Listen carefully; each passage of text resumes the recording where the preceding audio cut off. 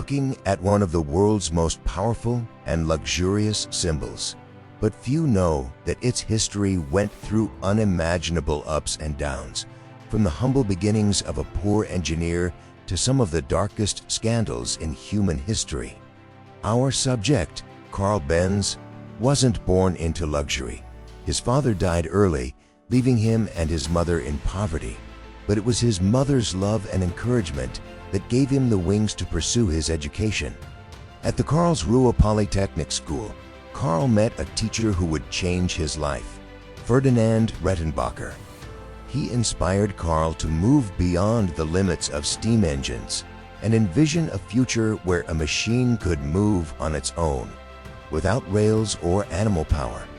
That was the moment the vision for the world's first automobile began to form in his mind. At 27, Carl Benz began his journey with a small workshop. Everything seemed to fall apart when his partner left, but a woman appeared who changed everything. Bertha Ringer, who would later become his wife. Using her dowry, she helped Carl buy out his partner's share and revive the business. They spent a decade improving the engine, but rising production costs forced Carl to seek capital. In 1882, the company was converted into a joint stock company. Everything seemed to be going smoothly, but a difference in vision caused Carl to lose control. Frustrated, he left. But Carl Benz never gave up. He partnered with two other men to form a new company, focusing on industrial machinery and gas engines. This initial success was the stepping stone for him to fulfill his long-held dream, to create a vehicle powered by an internal combustion engine. In 1885, despite all the skepticism and criticism, Carl Benz created the Benz patent motor wagon, recognized as the world's first true automobile. However, people at the time considered it a monstrous contraption, and no one dared to buy one. Seeing her husband in despair, Bertha Benz made a bold decision. Early one morning in 1888, she secretly drove the car with her two sons, starting a historic 66-mile journey. Along the way, she had to buy fuel from a pharmacy, fix the brakes herself, and even use a hairpin to clear a clogged fuel line. Bertha's trip not only proved the car's feasibility, but also captured the world's attention. The story of this extraordinary woman brought Carl Benz's name to a new level. From a poor man, Carl Benz had now become an icon. In 1890, his company became Germany's second-largest engine manufacturer. With new partners, he released the Benz Victoria, a successful luxury car. But it was the more affordable Benz Velo that created a revolution.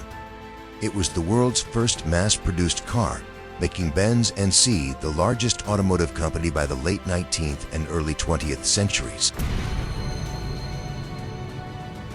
Meanwhile, another revolution was underway. Gottlieb Daimler and Wilhelm Maybach created the Mercedes 35 horsepower in 1901. This car shaped the modern concept of the automobile, with its lightweight frame, low center of gravity, and powerful engine. A wealthy businessman named Emil Jelinek commissioned a superior race car, naming it after his daughter, Mercedes. The car dominated the racetrack, prompting Daimler to rename all its models with the same name, creating successful models for both racing and public use. Initially, Carl Benz was against racing.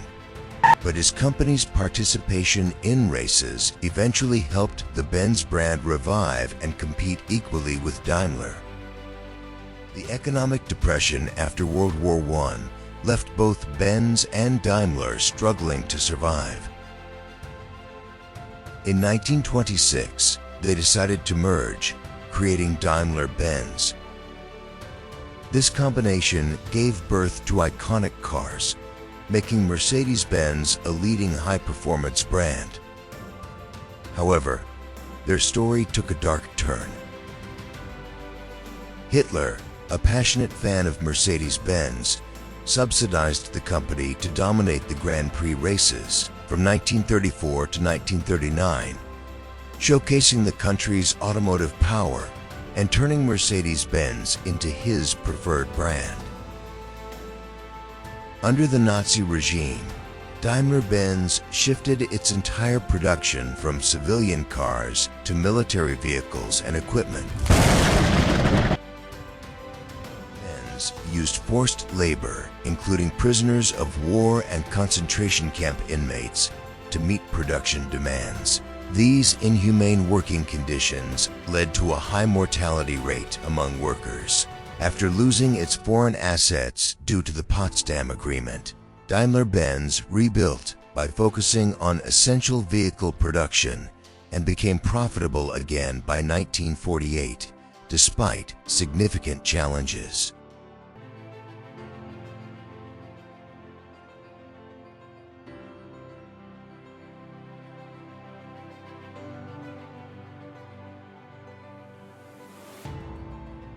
From a poor engineer no one knew, Carl Benz overcame every obstacle and doubt to create one of the greatest automotive brands in history. His story is not just about innovation, but about perseverance and the determination to never give up on a dream. The legacy of Carl Benz lives on, not just through the luxury cars we see today, but through the lesson that a single individual can change the world.